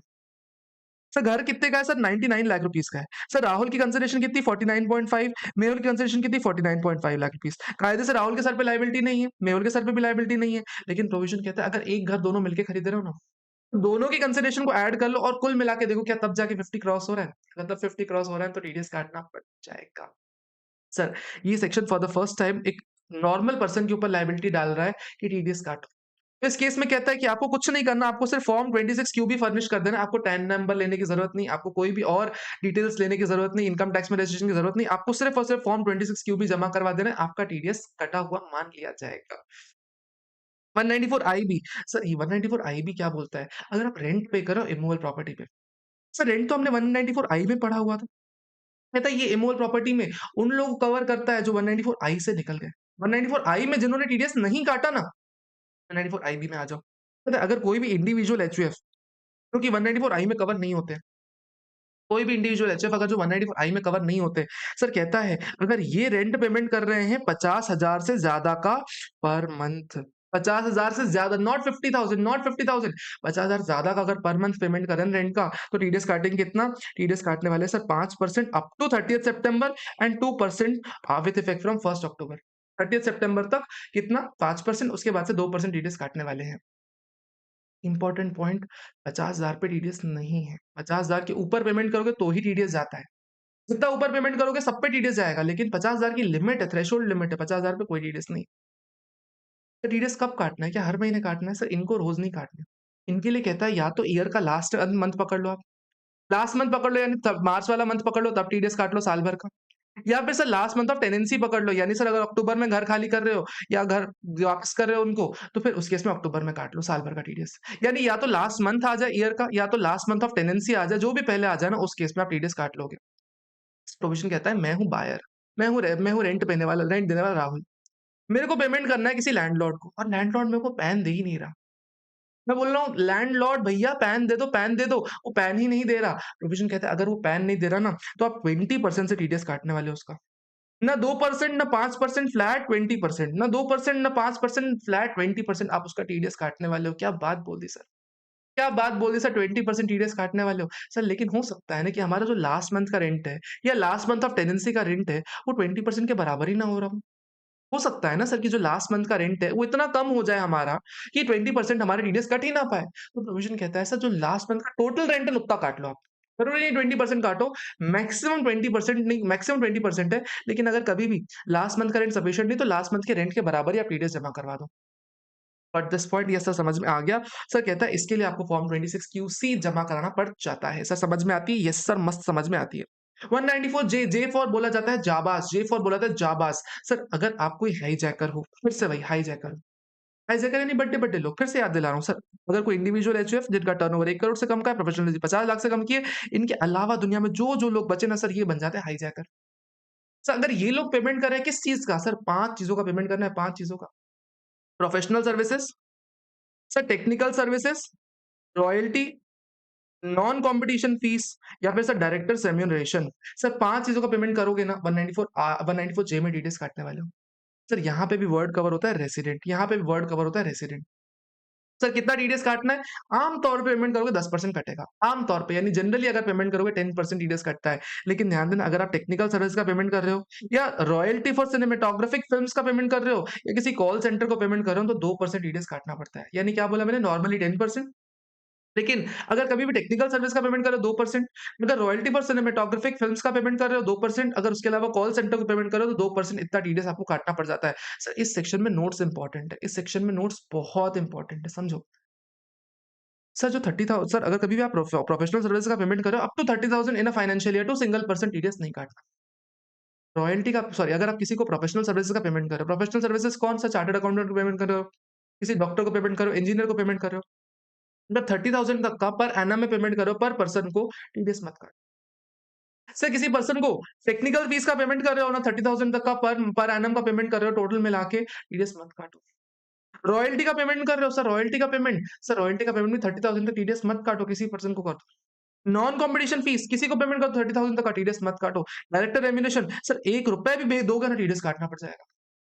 डायरेक्टर रेम्यूनरेशन ₹1 दोगे तो भी टीडीएस काटना पड़ जाएगा। Sir important point to note, sir for example सार्थक सर है। सार्थक सर ने मेरे को प्रोफेशनल सर्विसेज दी ₹25,000 की, पेमेंट किया, और टेक्निकल सर्विस का पेमेंट किया ₹25,000 का। कुल मिला के राहुल को पेमेंट कितना करे, ₹50,000 का। प्रोविजन कहता है सर अगर दोनों मिला के अगर 50,000 का पेमेंट हो रहा है तो क्या टीडीएस कटेगा? राइट आंसर इज ना बाबा ना, यहाँ पेमेंट की कैटेगरी वाइज 30,000 देखना है। सारी प्रोफेशनल फीस मिला के 30,000 की लिमिट देखनी है, सारी टेक्निकल फीस मिला के 30,000 की लिमिट देखनी है। दोनों आपस में कंप्लाई हो रही है ना, तो इस केस में no TDS, no TDS, no TDS. Sir बात समझ में आ गई? ये सर समझ में आ गई। सर कहता है ध्यान से सुनना। सर अगर कभी भी आप पांचों में से कोई पेमेंट कर लो, फीस फॉर टेक्निकल सर्विसेज या फिर रॉयल्टी का पेमेंट कर रहे हो, प्रोफेशनल सर्विस का पेमेंट कर रहे हो, non competition fees, director remuneration, अगर पर्सनल पर्पस के लिए पेमेंट कर रहे हो ना, तो नो टीडीएस। पर्सनल पर्पस के लिए कोई टीडीएस नहीं है। उसके अलावा अगला पॉइंट कहता है सर पर्सनल पर्पस नहीं, सर अगर आप पेमेंट कर रहे हो, अगर आप इंडिविजुअल एचयूएफ हो, आप किसको पेमेंट कर रहे हो? सर रॉयल्टी का पेमेंट कर रहे हो या नॉन कॉम्पिटिशन फीस का पेमेंट कर रहे हो। सर भले बिजनेस पर्पस के लिए करो, भले कमर्शियल पर्पस के लिए करो, सर भले पर्सनल पर्पस के लिए करो, फर्क नहीं पड़ता, टीडीएस नहीं कटेंगे। यानी रॉयल्टी नॉन कॉम्पिटिशन फीस में इंडिविजुअल एचयूएफ टीडीएस नहीं काटने वाले। रॉयल्टी नॉन कॉम्पिटिशन फीस में इंडिविजुअल एचयूएफ टीडीएस नहीं काटने वाले। तो मैंने 3 एक्सेप्शंस बोले, तीनों एक्सेप्शंस बहुत इंपॉर्टेंट है। Sir limit is 30,000 for 4 director remuneration, लेकिन ₹1 की भी होगी, टीडीएस कटेगा। अगर कभी भी रॉयल्टी नॉन कॉम्पिटिशन फीस अगर इंडिविजुअल एचयूएफ पेमेंट कर रहे हैं ना, भले बिज़नेस हो, भले पर्सनल हो, भले कोई भी पर्पज़ हो ना, कमर्शियल पर्पज़ हो, टीडीएस नहीं काटेंगे। तीसरा, अगर कभी भी पेमेंट कर रहे हो आप पर्सनल पर्पज़ के लिए सेक्शन में, कोई भी पेमेंट कर रहे हो ना पर्सनल पर्पज़ के लिए, टीडीएस नहीं कटता है। सर अगर कोई भी स्पोर्ट्स पर्सन है, उसका टीडीएस 194 जे में कटता है। स्पोर्ट्स कॉलमनिस्ट जैसे स्पोर्ट्स एडिटर वगैरह रहते हैं, स्पोर्ट्स स्पोर्ट्स जर्नलिस्ट होते हैं। सर कोई अंपायर को पेमेंट कर रहे हो, किसी कमेंटेटर को पेमेंट कर रहे हो, किसी रेफरी को, किसी फिजियोथेरेपिस्ट को, किसी इवेंट मैनेजर को, किसी कोच को, किसी टीम टेक्नीशियन को, सर इन सभी लोगों को 194 जे में टीडीएस काटना पड़ता है। ये सब प्रोफेशनल लोग होते हैं। बाकी प्रोफेशनल कैसे पहचान होगी? किसको हम मानेंगे कि प्रोफेशनल है? सर जो 44 डबल ए जो होता है ना, 44 डबल ए, सर याद करो पीजीबी में पढ़ा हुआ था हमने। कोई चार्टर्ड अकाउंटेंट है, कोई लॉयर है, कोई डॉक्टर है, कोई इंजीनियर है, कोई इंटीरियर डिजाइनर है, कोई फिल्म आर्टिस्ट है, कोई आईटी वाला है, आईटी प्रोफेशनल है। सर ये सब लोग 44 डबल ए प्रोफेशनल होते हैं। इनको पेमेंट करोगे 194 जे में टीडीएस काटना पड़ जाता है। सर कहता है थर्ड पार्टी एडमिनिस्ट्रेटर, सर ये इंपॉर्टेंट पॉइंट था। सर कहता है अगर कोई हॉस्पिटल है हॉस्पिटल नहीं राहुल है। राहुल का इंश्योरेंस लिया हुआ है किससे? स्टार हेल्थ से। स्टार हेल्थ राहुल एडमिट हो गया हॉस्पिटल में, एडमिट हो गया। तो सर जैसे ही राहुल एडमिट हुआ, इसने स्टार हेल्थ वालों को कॉल किया और स्टार हेल्थ वालों ने अपने लोकल थर्ड पार्टी एडमिनिस्ट्रेटर को बोला कि भैया जाके देखो कि राहुल सही में एडमिट है कि नहीं है और इसको हेल्प करवा दो। थर्ड पार्टी एडमिनिस्ट्रेटर आया चेक करने के लिए हॉस्पिटल में और सर थर्ड पार्टी एडमिनिस्ट्रेटर ने 2 लाख रुपए की पेमेंट कर दी हॉस्पिटल को। प्रोविजन कहता है क्या थर्ड पार्टी एडमिनिस्ट्रेटर को टीडीएस काटना पड़ेगा हॉस्पिटल का? सर कायदे से तो काटना चाहिए ना, क्योंकि प्रोफेशनल सर्विसेज दे रहा है हॉस्पिटल। 194 जे वाली प्रोफेशनल सर्विसेज दे रहा है, इसलिए टीडीएस काटना पड़ जाएगा। अगर ये थर्ड पार्टी एडमिनिस्ट्रेटर ना अगर हॉस्पिटल को पेमेंट कर रहे हैं तो टीडीएस काटना पड़ जाता है 194 जे में। सर बात समझ में आती है? यस सर, मस्त समझ में आ जाती है। सर 194 की क्या बोलता है, अगर कभी भी आपको कोई इनकम हो रही है किससे? यूटीआई से, म्यूचुअल फंड से, और यूटीआई म्यूचुअल फंड पेमेंट कर रहे हैं, कोई भी पेमेंट कर रहे हैं रेसिडेंट पर्सन को, सर 10% टीडीएस काटने वाले हैं। ध्यान देना सर, अगर 5,000 तक का पेमेंट है तो कोई भी टीडीएस नहीं आता है। ठीक है सर, बात समझ में आ गई। 194 एलए क्या बोलता है सर? लैंड एक्विजिशन की बात करता है। सर अगर मेरी प्रॉपर्टी कभी भी कंपल्सरीली एक्वायर हो जाती है, मेरी प्रॉपर्टी अगर कभी भी कंपल्सरीली एक्वायर हो जाती है, तो जो भी पेमेंट मेरे को मिल रहा है ना, जो भी पेमेंट मेरे को मिल रहा है सर, उस पेमेंट पे मेरे को टीडीएस कटा हुआ मिलेगा सर। कोई पर्सन अगर मेरे को पेमेंट करेगा तो 10% टीडीएस काटने के बाद पेमेंट करने वाला है। ध्यान देना, लेकिन सर पेमेंट तब टीडीएस तब काटेगा जब पेमेंट 2.5 लाख रुपए तक का है। अगर पेमेंट 2.5 लाख सॉरी अगर 2.5 लाख तक का पेमेंट है ना, 2.5 लाख तक का पेमेंट है ना, तो टीडीएस नहीं काटेगा सर, उसके ऊपर ही टीडीएस काटेगा। तो 2.5 लाख रुपए ऐसा नहीं कि टोटल पेमेंट हो, सर 2.5 लाख रुपए पर एनम देखना है। यानी अगर प्रॉपर्टी उसने 9 लाख की एक्वायर कर ली और आपको 4 किस्तों में पेमेंट कर रहा है, 2.25 करते-करते 4 साल में पेमेंट कर रहा है, टीडीएस नहीं काटना पड़ेगा। आपको पर एनम में देखना है 2.5 लाख की पेमेंट, 2.5 लाख से ऊपर है पर एनम में टीडीएस कटेगा, कम है नहीं काटना। ठीक है? उसके अलावा सर कभी भी अगर कोई रूरल या अर्बन एग्रीकल्चर लैंड का कंपल्सरी एक्विजिशन हो रहा है ना, इस केस में no TDS. Sir no TDS why? क्योंकि रूरल एग्रीकल्चर लैंड तो वैसे ही एग्जेम्प्ट होती है, किस पे क्या टीडीएस काट लोगे आप? उसके अलावा अर्बन एग्रीकल्चर लैंड भी सर 1037 में कंपल्सरी एक्विजिशन एग्जेम्प्ट होता है sir, no TDS. Okay sir, okay समझ में आ गया। Sir 194 M is really very important section for your examination point of view. Sir कहता है अगर आप कोई ऐसे पर्सन हो जिसको सेक्शन 194 सी ने, 194 एच ने, 194 जे ने निकाल दिया। कहते हैं अगर कोई भी इंडिविजुअल एचयूएफ ऐसे हैं जो कि सर 194 सी में कवर नहीं हो रहे, एच में, जे में कवर नहीं हो रहे, यानी सर पर्सनल पर्पस के लिए आप कॉन्ट्रैक्ट पेमेंट कर रहे हो, पर्सनल पर्पस के लिए प्रोफेशनल सर्विसेज का पेमेंट कर रहे हो, पर्सनल पर्पस से के लिए आप ब्रोकरेज पेमेंट कर रहे हो, सर जिनको 194 सी, एच, जे ने निकाल दिया। क्योंकि सीएचजे में तो हाइजैकर लोग टीडीएस काटते हैं ना, आप छोटे-छोटे लोगों में फॉल करते हो। सर अगर आप वहाँ से निकल गए ना, तो आप यहाँ 194 एम में टीडीएस काटोगे। कहता है सर कब पे टीडीएस काटोगे? कहता है किसी भी रेसिडेंट पर्सन को अगर कॉन पेमेंट कर रहे हो ना, या तो कॉन्ट्रैक्ट का, या तो ब्रोकरेज का, या तो फिर प्रोफेशनल सर्विसेज का, आपको टीडीएस काटना है कितना? सर 5% टीडीएस काटोगे 30th सितंबर तक और उसके बाद से 2% टीडीएस काटोगे 1 अक्टूबर 2024 से। Important point note sir, sir यहाँ पे टीडीएस आपको काटना है अगर आप किसी भी कॉन्ट्रैक्ट का, किसी भी ब्रोकरेज का या किसी भी प्रोफेशनल सर्विस का पेमेंट कर रहे हो ना 50 लाख से ज्यादा का। 50 लाख पे भी टीडीएस नहीं, 50 लाख से ज्यादा का अगर पेमेंट कर रहे हो ना तो टीडीएस काटना है। 50 लाख तक का पेमेंट पे कोई टीडीएस नहीं है। सर कहता है पर्सनल एक्सपेंसेस को हमने वहां एग्जेम्प्ट कर रखा था, यहाँ पे पर्सनल एक्सपेंसेस में भी आपको टीडीएस काटना पड़ेगा 194 एम में। सर क्या करेंगे? सर कहता है 194 एम के लिए आपको फॉर्म 26 क्यूटी जमा कराना पड़ेगा, फॉर्म 26 क्यूटी जमा कराना पड़ेगा। कब तक जमा कराओगे? सर हमने 3 फॉर्म पढ़े, form 26 QB, QC, QD. QT भी होता तुम्हारे जैसा कोई, फॉर्म 26 क्यूटी जैसा कोई तुम्हारे जैसा क्यूटी होता नहीं है, ठीक है। फॉर्म 26 क्यूबी, क्यूसी, क्यूडी, इन तीनों कब जमा कराना पड़ेगा? सर टीडीएस जिस मंथ पे डिडक्ट कर रहे हो, टीडीएस डिडक्शन मंथ पकड़ोगे, उस मंथ एंड को पकड़ोगे, उस मंथ एंड से 30 डेज़ के अंदर आपको डिपॉज़िट करवा देना पड़ेगा। It was a poor joke. Cutie अरे you are a cutie pie, perfect. 194 n, 194 n क्या बोलता है? अगर आप कभी भी कैश विथड्रॉवल करते हो बैंक से, प्रोविज़न कहता है सर अगर आप कभी भी कैश विथड्रॉवल करते हो बैंक से, आपको टीडीएस काटना पड़ जाता है। सॉरी, बैंक को टीडीएस काटना पड़ जाता है आपका। सर कितना टीडीएस काटेगा ब्रो बैंक? सर बैंक से आप पैसा निकालो, कोऑपरेटिव बैंक से पैसा निकालो या पोस्ट ऑफिस से पैसा निकालो, कोई पर्सन पैसे निकाले। प्रोविज़न कहता है नॉर्मल केसेज़ में ना 1 करोड़ रुपए के ऊपर जो भी विथड्रॉवल करोगे उसमें 2% टीडीएस लगता है। यानी सर अगर मैंने 1.5 करोड़ रुपीज़ विथड्रॉ किए कैश में, तो 50 लाख रुपीज़ वाले कंपोनेंट पे 2% टीडीएस बैंक काटेगा। सर मैंने 2 करोड़ विथड्रॉ किए सर, 1 करोड़ पे फिर टीडीएस काटेगा, यानी 1 करोड़ के ऊपर वाला जो कंपोनेंट है ना, उस पे टीडीएस काटेगा 2%। Important point to note sir, कि पहली बार हमने पढ़ा कि लिमिट के ऊपर जो पेमेंट है सर, उस पे टीडीएस कटना है। ठीक है सर, समझ में आ गया। प्लस सर कहता है अगर आप प्रीवियस ईयर 24-25 में खड़े होके, अगर प्रीवियस ईयर सर 22-23 का, प्रीवियस ईयर 21-22 का और प्रीवियस ईयर 20-21 का, तीनों सालों का रिटर्न आपने नहीं फाइल किया, all 3 years not filed, not filed. तीनों ही सालों का आपने रिटर्न नहीं फाइल किया, नहीं फाइल किया, नहीं फाइल किया। प्रोविजन कहता है सर उस केस में आपको 20 लाख तक नो टीडीएस है सर, लेकिन 20 लाख से लेके जो 1 करोड़ तक का जो अमाउंट है ना, इस पे सर 2% टीडीएस काट के पैसे मिलेंगे। और आपका 1 करोड़ के ऊपर जो विथड्रॉवल करोगे ना, उससे 5% का टीडीएस लगेगा आपके ऊपर। 5% टीडीएस बैंक काट लेगा। Important point to note sir अगर कोई कोऑपरेटिव सोसाइटी है ना, तो कोऑपरेटिव सोसाइटी के लिए 1 करोड़ की कोई लिमिट नहीं, उसके लिए 3 करोड़ की लिमिट है। यानी सर 3 करोड़ तक नो टीडीएस, तो 3 करोड़ के ऊपर 2%। और अगर यही कोऑपरेटिव सोसाइटी जिसने 3 साल डिफ़ॉल्ट कर दिया, तो 20 लाख तक नो टीडीएस, 20 लाख से लेके 3 करोड़ तक 2% और सर 3 करोड़ के ऊपर सर 5% टीडीएस, ऐसा चला जाएगा एक कोऑपरेटिव सोसाइटी के लिए। सर कहता है ये जो टीडीएस कैश विथड्रॉवल वाले प्रोविजन है सर, कुछ लोगों पे नहीं लगते। कौन-कौन से लोगों पे नहीं लगते? कहता है अगर कभी भी गवर्नमेंट पैसा निकाल रही है, भाई गवर्नमेंट का टीडीएस काटोगे तुम, इतने बड़े हो गए। अगर कोई बैंक अपना पैसा, अरे यार बैंक का पैसे में तुम टीडीएस कटवाओगे, बैंक पैसे निकाले उस पे टीडीएस कटवाओगे। कोई कोऑपरेटिव बैंक, कोई पोस्ट ऑफिस या उनके करेस्पोंडेंट्स अगर पैसे निकाल रहे हैं, तो क्या इनका टीडीएस काटोगे तुम? इतने बड़े हो गए तुम। सर अगर कोई कैश रिप्लेनिशमेंट एजेंसीज या व्हाइट लेबल एटीएम ऑपरेटर्स, कोई भी कैश रिप्लेनिशमेंट एजेंसीज, मतलब सर कई सारी एजेंसीज के पास ऐसा काम होता है, आउटसोर्स्ड काम रहता है कि उनको एटीएम मशीन में पैसे जमा कराने पड़ते हैं। बैंक अपना एटीएम कई बार मेंटेन नहीं करता, तो बैंक के लिए कैश रिप्लेनिशमेंट एजेंसीज काम करती हैं। तो यार अगर कैश रिप्लेनिशमेंट एजेंसीज अगर एटीएम में पैसे जमा कराने के लिए कैश निकाल रही बैंक से, तो उनका भी टीडीएस काट लोगे क्या तुम? बड़े इंसान हो गए तुम? ना, ना, ना, ना, ना। बिल्कुल कान पकड़ के किनारे। सर कहते हैं अगर आप कोई भी रजिस्टर्ड एजेंट हो, सर रजिस्टर्ड एजेंट्स किसमें? एग्रीकल्चर मार्केट प्रोड्यूस कमेटी में, एपीएमसी में। सर जो बड़ी-बड़ी मंडियाँ रहती है ना, बड़ी-बड़ी मंडियाँ जो डायरेक्टली सामान खरीदती है किसी किसानों से, अगर आप उस मंडी के रजिस्टर्ड एजेंट हो ना या ट्रेडर हो, उस केस में आप अगर पैसे निकालो तो आपके ऊपर लिमिट नहीं, क्योंकि आपको ना एग्रीकल्चर इसको पेमेंट करना पड़ जाता है। अगर आप एग्रीकल्चर मार्केट प्रोड्यूस कमेटी के अगर कोई मेंबर हो ना या ट्रेडर हो, उस केस में आपके ऊपर ये लिमिट नहीं लगती, क्योंकि आपको एग्रीकल्चर इसको पेमेंट करनी पड़ जाती है।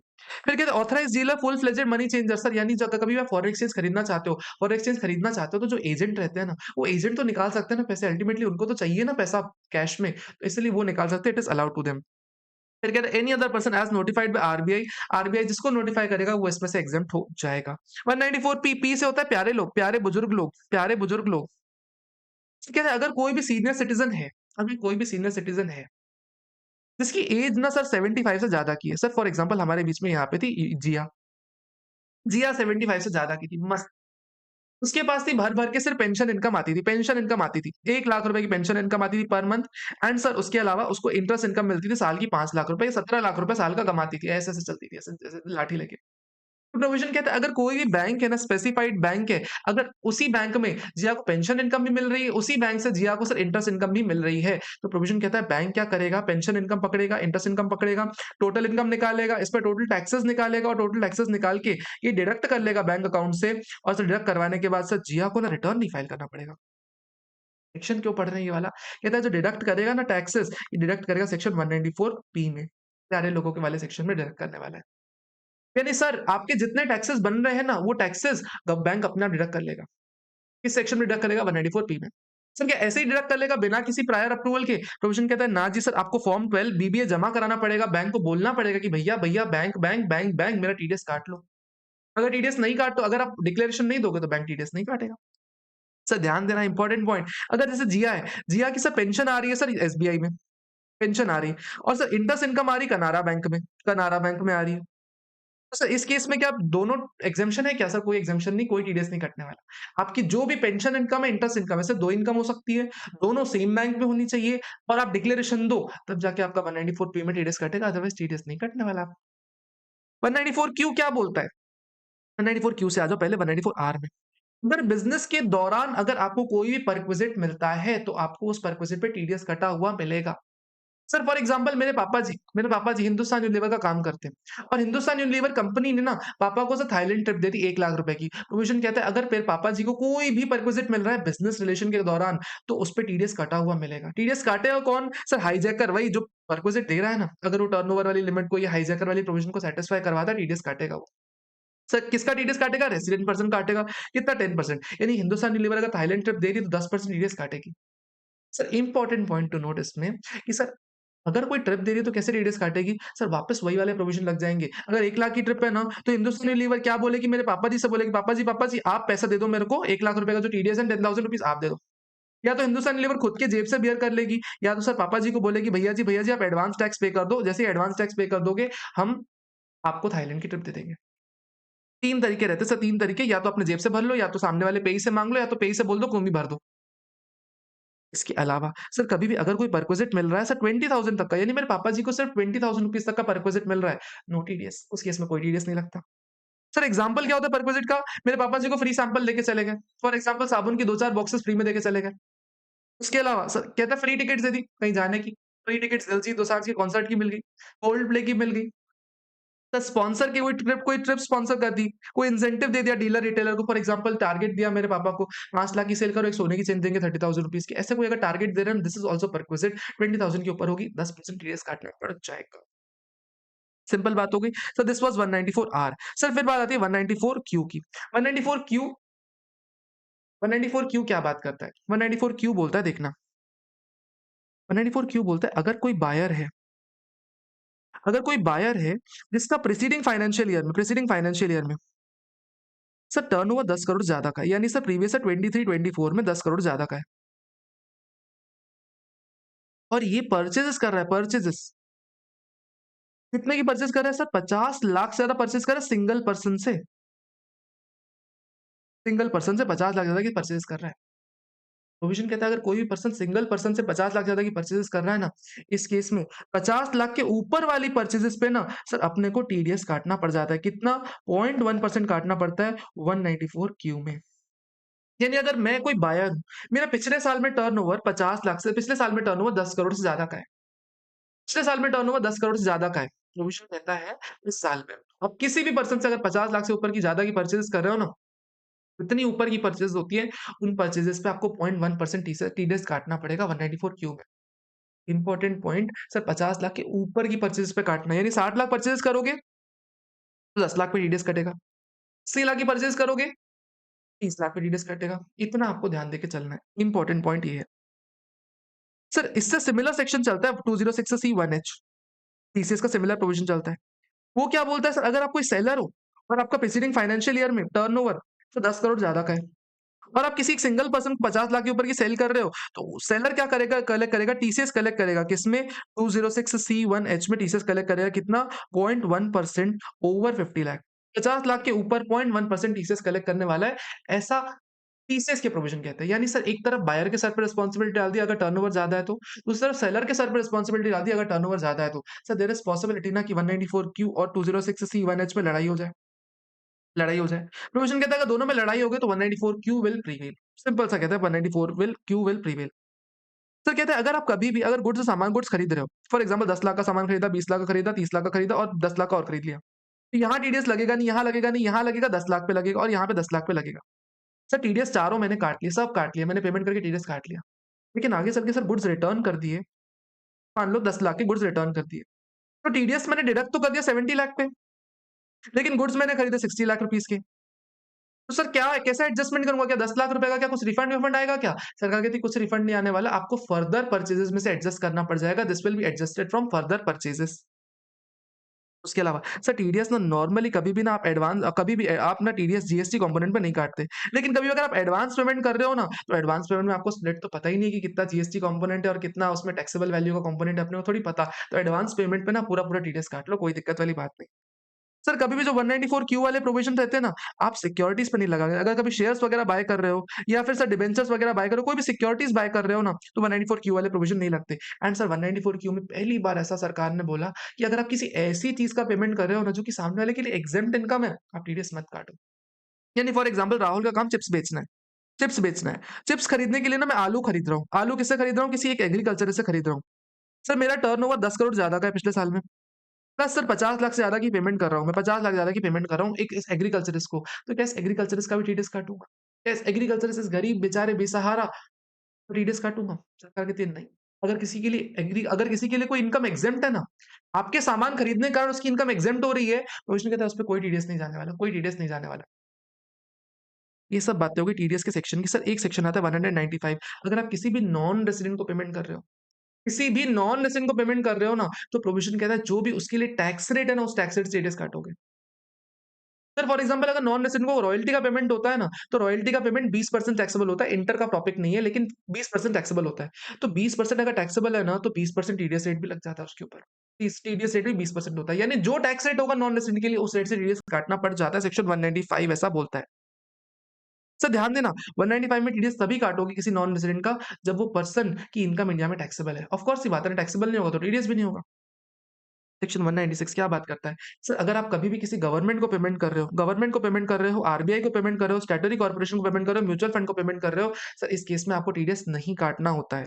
सर सेक्शन 197 ए क्या बोलता है? सर 197 क्या बात करता है? 197 बोलता है कि अगर आपका टीडीएस बहुत हायर रेट से कट रहा है, फॉर एग्जांपल आपकी इनकम इतनी टैक्सेबल ही नहीं, लेकिन टीडीएस बहुत ज्यादा कट रहा है, फॉर सम रीजन आपकी इनकम का मार्जिन कम है, इसलिए ज्यादा रेट टीडीएस कट रहा है, तो आप असेसिंग ऑफिसर के पास जाके दोनों हाथ जोड़ सकते हो कि भैया भैया भैया भैया, मेरे को एक लोअर डिडक्शन सर्टिफिकेट दे दो। एक लोअर डिडक्शन सर्टिफिकेट दे दो सेक्शन 197 में कि भैया मेरा टीडीएस रेट बहुत ज्यादा है, मेरा कम रेट टीडीएस कटे, इसलिए एक लोअर डिडक्शन सर्टिफिकेट दे दो। ए आपको ग्रांट कर देगा। 197 ए क्या बोलता है? सर अगर आप कोई नॉर्मल पर्सन हो, सर आपकी इनकम बेसिक एग्जेम्पशन लिमिट से भी कम की है, total income basic exemption limit से कम की है, टोटल इनकम बेसिक एग्जेम्पशन से भी कम की है, तो आपका टीडीएस क्यों कटना चाहिए? तो आप क्या करोगे, 15 जी फर्निश कर दोगे अपने डिडक्टर को कि डिडक्टर भैया ये लो देखो 15 जी, मेरी इनकम बेसिक एग्जेम्पशन से भी कम की है, टीडीएस मत काटो। सर यही अगर मैं कोई सीनियर सिटीज़न हूँ और जो मेरी टोटल इनकम है ना, total income basic exemption limit नहीं, सर नॉन टैक्सेबल है। नॉन टैक्सेबल यानी 7 लाख तक वैसे ही कोई टैक्स नहीं लगता, तो कहता है नॉन टैक्सेबल है ना किसी सीनियर सिटीज़न की, तो ये क्या करेंगे 15 एच फर्निश कर देंगे अपने डायरेक्टर को कि डायरेक्टर भैया देखो ना मेरी इनकम नॉन टैक्सेबल है, टीडीएस मत काटो ना, तो नहीं काटेगा वो टीडीएस। सर, ये 15 जीएस के प्रोविज़न रहते हैं, किसमें लगते हैं? सर 192 ईपीएफ वाले में लगते हैं, इंटरेस्ट वाले में लगते हैं, डिविडेंड वाले में लग जाते हैं, फिर इंटरेस्ट में लगेंगे सर, इन कमीशन पे लग जाएँगे, मैच्योरिटी पे लग जाएँगे, फिर रेंट पे लग जाएँगे और म्यूचुअल फंड की पेमेंट पे लग जाएँगे, म्यूचुअल फंड के इंटरेस्ट वाले पे पेमेंट पे, इन सब प्रोविज़न्स पे लगते हैं, बाकी किसी सेक्शन में नहीं लगते।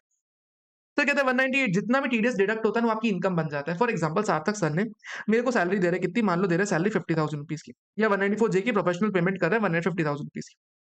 10% टीडीएस काटेंगे, यानी सर 45,000 रुपीज़ मेरे को पे करते हैं सार्थक सर। मेरी इनकम 45,000 बनेगा क्या? सर जो रिसीट है 45,000 ये तो इनकम बनेगा ही बनेगा, प्लस जो टीडीएस डिडक्टेड है ना वो भी इनकम बनेगा, यानी कुल मिला के मेरी इनकम ग्रॉस बेसिस पे निकाली जाती है पूरी-पूरी। जो भी टीडीएस कटा हुआ है ना वो मेरी इनकम ही मानी जाती है नॉर्मली, ऐसा ये प्रोविजन कहता है। यानी इनकम हमेशा ग्रॉस बेसिस पे टैक्सेबल होती है।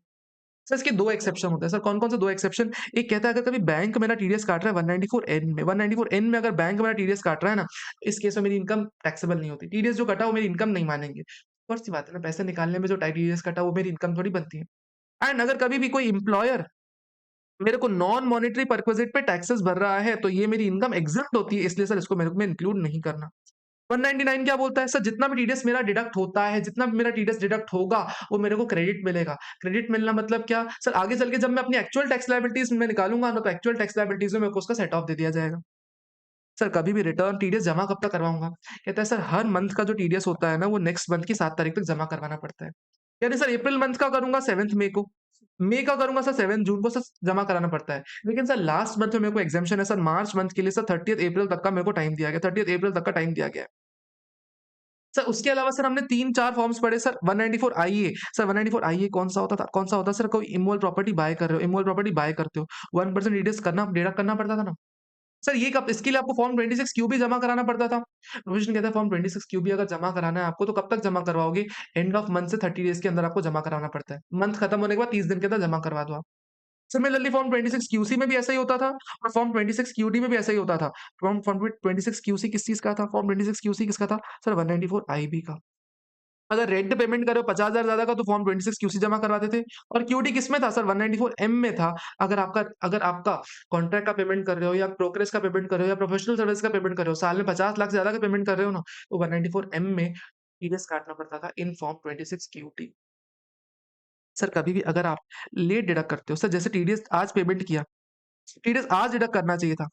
लेकिन सर डिडक्ट आज नहीं करके सर 1 हफ्ते बाद करते हो, तो कहते हैं जितना भी लेट डिडक्शन करते हो ना उसके ऊपर 1% per month and part of the month का आपके ऊपर इंटरेस्ट लगा दिया जाएगा। जितना आपने लेट डिडक्ट किया ना उतने अमाउंट पे 1% का इंटरेस्ट लगा दिया जाएगा। जिस तारीख को डिडक्ट करना चाहिए था उस तारीख से लेके जिस तारीख को एक्चुअल डिडक्शन किया उस तारीख तक आपको 1% पर मंथ का इंटरेस्ट लगा दिया जाएगा। सर आपको 7th ऑफ नेक्स्ट मंथ तक पेमेंट कर देना चाहिए था। पेमेंट कर देना चाहिए था। सर अगर आपने 7th को पेमेंट नहीं किया, सर मान लो 8th को किया, 9th को किया, सर कहते हैं जितना डिले करोगे ना, लेट पेमेंट पे सर कितना करूँगा sir 1.5% per month and part of the month का इंटरेस्ट लगा दूँगा। ठीक है। सर नेक्स्ट पॉइंट कहता है सर अगर कभी भी टीडीएस का रिटर्न जो होता है, रिटर्न मेरे को भरना पड़ता है। जो जून एंडिंग क्वार्टर होता है ना 30th जून का, इसको 31st जुलाई तक मेरे को जमा कराना पड़ेगा। जो सितंबर एंडिंग क्वार्टर है इसको 31st अक्टूबर तक जमा कराना पड़ेगा। जो दिसंबर एंडिंग क्वार्टर है इसको 31st जैन तक जमा कराना पड़ेगा और जो मार्च क्वार्टर है इनको 31st मई तक जमा कराना पड़ेगा। नॉर्मली 1 मंथ लास्ट क्वार्टर में 2 मंथ्स मिलते हैं अपने को। सर कभी भी अगर टीडीएस रिटर्न में डिले कर दिया ना, तो सर पर डे की ₹200 की लेट फीस लगाई जाती है। ध्यान देना सर कभी भी टीडीएस डिडक्टेड से ज़्यादा लेट फीस नहीं हो सकती। यानी सर मेरे को मान लो अगर मैंने चिराई को पेमेंट किया, चिराई को पेमेंट किया सर ₹10,000 का, उसपे टीडीएस काटना चाहिए था सर मान लो 1% से मान लो 10% से काटना चाहिए था, ₹1,000 का। सर मैंने इस चीज़ की डिटेल को रिटर्न में नहीं डाला या रिटर्न फाइल ही नहीं किया क्योंकि सिर्फ एक ही डिटेल थी।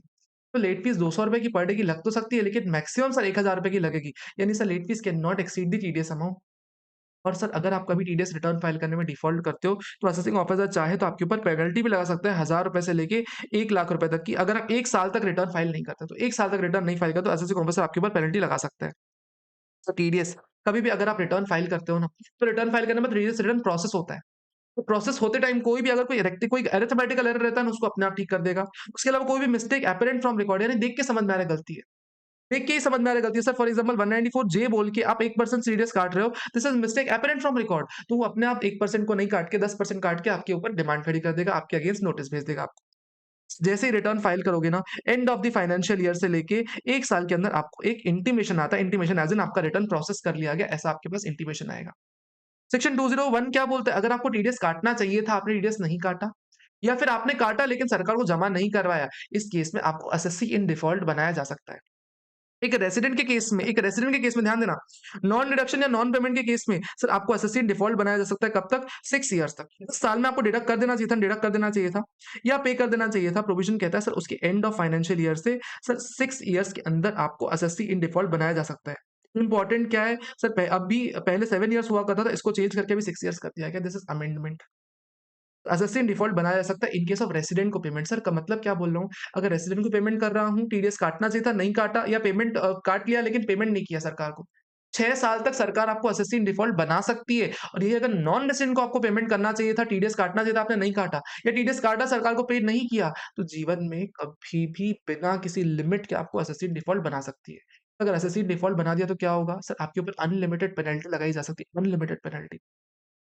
सर उसके अलावा 206 डबल ए डबल बी क्या बोलता है? सर अगर कभी सामने वाले पर्सन ने आपको पैन फर्निश नहीं किया, अगर सामने वाले पर्सन ने आपको पैन फर्निश नहीं किया, तो आप हायर रेट से टीडीएस कलेक्ट डिडक्ट करते हो, हायर रेट से टीडीएस डिडक्ट करते हो। कितना हायर रेट? सर कहता है जितना भी रिस्पेक्टिव सेक्शन का रेट है वो पकड़ लो या फिर सर 20% रेट पकड़ लो, व्हिचएवर इज हायर पकड़ लो क्या? 20% रेट पकड़ लोगे व्हिचएवर इज हायर। सर लेकिन 194 क्यू और 194 ओ में ना मैक्सिमम 5% है। वो आपके सिलेबस का पार्ट नहीं, लेकिन 194 क्यू में मैक्सिमम 5% आप टीडीएस डिडक्ट कर सकते हो। सर ध्यान देना, रेट ऑफ रिस्पेक्टिव सेक्शन या 20% whichever is higher. Sir 206 A B क्या बोलता है? सर अगर आप किसी पर्सन को पेमेंट कर रहे हो, प्रीवियस ईयर 24-25 में पेमेंट कर रहे हो और उस एसएससी ने प्रीवियस ईयर 22-23 का रिटर्न नहीं फाइल किया हुआ, प्लस उसका टीडीएस डिडक्टेड ना प्रीवियस ईयर 22-23 का सर 50,000 से ज्यादा का है, 22-23 का ही 50,000 से ज्यादा का है। तो इस केस में भी ना आप उसको हायर रेट से टीडीएस काटने वाले हो, हायर रेट से। यानी क्या बोल रहा हूँ सर, अगर उसका प्रीवियस ईयर 24-25 में आप पेमेंट कर रहे हो उसको, टीडीएस काटने वाले हो आप उसका, लेकिन उसने प्रीवियस ईयर 22-23 का रिटर्न ही नहीं फाइल किया अभी तक। एंड प्रीवियस ईयर 22-23 का सर उसका टीडीएस डिडक्टेड 50,000 रुपए ज्यादा का है, यानी उसको कुछ करना कुछ गड़बड़ कर रहा है, उसका हायर रेट से टीडीएस काटो। कितना हायर रेट से? Sir twice the rate of respective section या 5% व्हिचएवर इज हायर। जो रिस्पेक्टिव सेक्शन का रेट है ना उसके ट्वाइस पकड़ लो या 5% व्हिचएवर इज हायर पकड़ लो। सर ध्यान देना ये प्रोविजन आपके कुछ सेक्शंस पे नहीं लगते, यानी सैलरी पेमेंट पे डबल नहीं करोगे आप, ईपीएफ पेमेंट पे भी डबल नहीं करोगे, लॉटरी वाले जिसमें पहले से हायर रेट है उन पे डबल मत करो, उस पे चल जाता है। सर कभी भी अगर दोनों सेक्शंस आपस में क्लैश करते हैं, यानी सर ना उसने पैन फर्निश किया ना ही उसने सर रिटर्न फाइल किया, दोनों ही सेक्शन सेक्शन फॉल कर रहे हैं, तो कौन सा वाला अप्लाई करोगे? सर दोनों में से जो हायर वाला है वो अप्लाई करने वाले हो। सर फॉर एग्जांपल मैं अगर किसी को पेमेंट करूँ कॉन्ट्रैक्ट का, राहुल पेमेंट करने वाला है कॉन्ट्रैक्ट का, फॉर एग्जांपल हमारे बीच में युक्ति पेमेंट कर रहा हूँ कॉन्ट्रैक्ट का। सर फॉर एग्जांपल मेरे को टीडीएस काटना चाहिए 2% टीडीएस काटना चाहिए, युक्ति प्राइवेट लिमिटेड। युक्ति ने पैन फर्निश नहीं किया, पैन फर्निश नहीं किया तो सेक्शन 206 डबल ए क्या बोलता है पता? Sir 2% respective rate of section पकड़ लो या 20% पकड़ लो, व्हिचएवर इज हायर पकड़ लो। यानी सेक्शन 206 डबल ए बोलता है सर 20% से टीडीएस काट लो। सर लेकिन युक्ति ना थोड़ी और इंटेलिजेंट निकली। युक्ति ने बोला मस्त मैं तो पैन भी नहीं दूंगी, प्लस प्रीवियस ईयर 22-23 में रिटर्न भी नहीं फाइल करूंगी, प्लस उसके अलावा मेरा टीडीएस डायरेक्ट 50,000 ज्यादा का होगा। पैन नहीं फर्निश करने के कारण सर 20% से टीडीएस कह रहा है 206 double A. Sir plus return नहीं फाइल करने के कारण सर पता है 206 डबल ए बी क्या बोलता है? ए बी क्या बोलता है? सर कहता है कि ट्वाइस द रेट पकड़ लो यानी 4% या 5% व्हिचएवर इज हायर। यानी सर ए बी बोलता है 5% से टीडीएस डिडक्ट करो। डबल ए बोलता है 20%, ए बी बोलता है 5%। सर दोनों ही सेक्शन आपस में बातें कर रहे हैं सही सही, दोनों आपस में कुछ गलत बातें नहीं कर रहा। प्रोविजन कहता है सर जो जीतेगा कौन? तो ज्यादा बोलेगा, यानी 20% बोलेगा तो 20% से युक्ति का टीडीएस काटूंगा पेमेंट करते time. This was all about your payment पे हायर टीडीएस। क्या यू बोलो this was all about your TDS provisions. इतना ही टीडीएस प्रोविजंस था। टीसीएस के लिए एक अलग वीडियो लेके आ जाऊंगा, it will be as crisp as this. I hope you like this video. Share करना अपने दोस्तों के साथ, do like, do comment down your experience how it was, and मिलते हैं किसी अगले वीडियो में। See you guys, take care and enjoy studying.